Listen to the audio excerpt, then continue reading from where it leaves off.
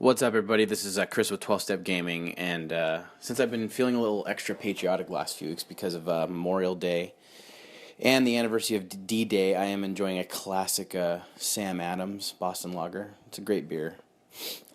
Anyway, today I wanted to talk a little bit about this scandal, I guess you could call it, surrounding the Chinese version of Marvel Contest of Champions. Up until now, I had no idea that it was a totally separate game. It doesn't their servers and everything, they don't actually compete with the rest of the world, I guess is what I've been reading.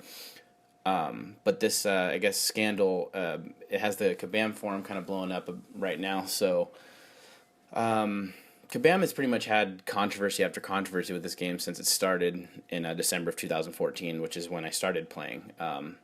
This one, however, it's I think it might have a lot of players saying enough is enough and finally quit.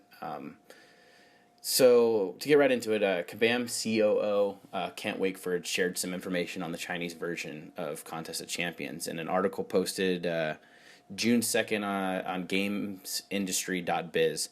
I'll provide a link in the description, but basically what has everyone up in arms about it are three things. One is the Chinese version has an autoplay feature, so players don't actually have to grind in arenas. I don't think this needs a lot of explanation as to why this is a huge deal, but the score is hitting 14 to 15 million to get new featured heroes in arenas. I can't see why Kabam wouldn't make this a feature in the main Contest of Champions game that the rest of the world plays. Players have been asking for a solution to arena burnout and grind times increasing, and for Kabam to offer this solution to the Chinese gamers and not the rest of us, it just seems like a huge slap in the face. Wakeford was quoted as saying, players in China like to progress a lot faster. They play hard, they want to progress. So we created a quick fight system where you can autoplay the fighting, which in Western markets is one of the funnest aspects of the game.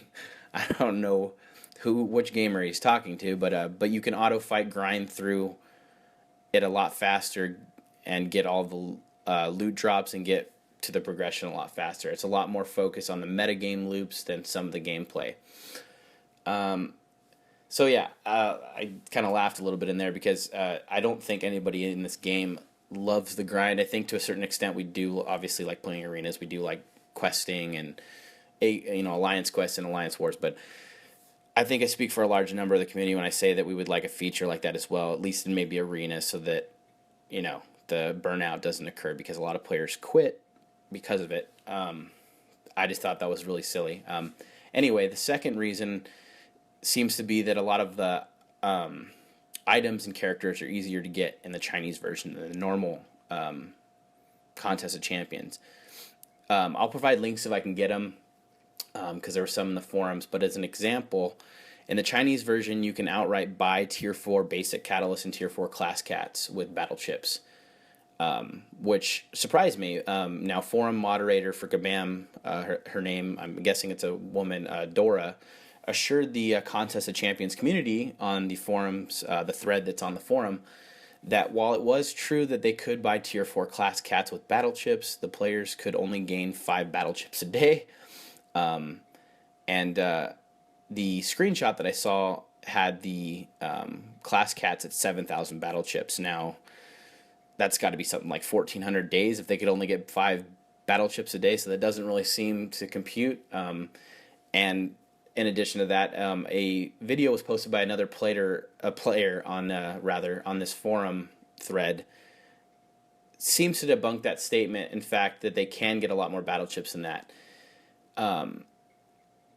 So that's one's still up in the air, but it seems to me that it's a lot easier and they can outright, just buy them instead of having to grind the arena for it or hope that they have a high enough prestige and can hit map 5 all 5 days in Alliance Quest and somehow get the class cat they want.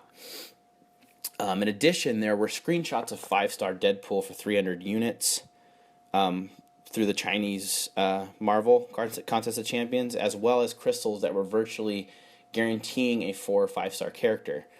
Now, I obviously don't know the conversion rates for Chinese currency, but the simple fact that they are even offered to the community to buy 4 and 5-star characters is kind of bullshit in my eyes.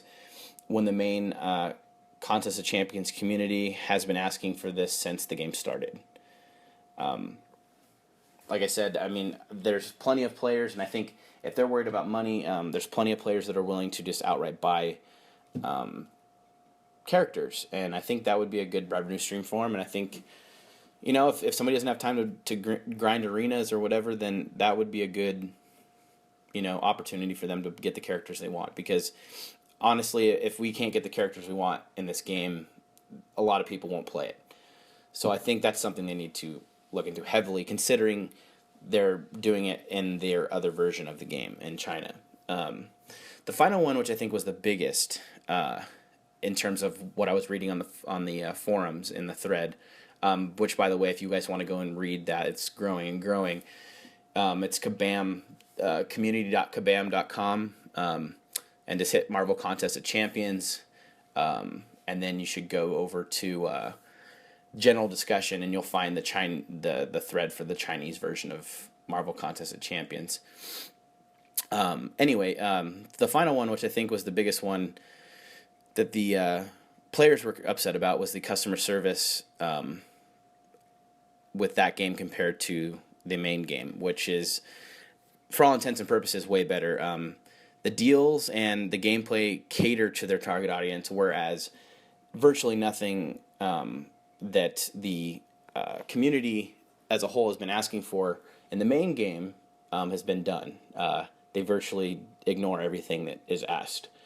I think that's the biggest problem, and it's kind of a huge slap in the face. It's BS, and I mean, I'll admit, I mean, after reading a lot of this stuff, I debated on whether or not I wanted to even keep playing, because this game is fun, but if they're going to completely cater, you know, to that target audience and not us, well, I find that to be a problem.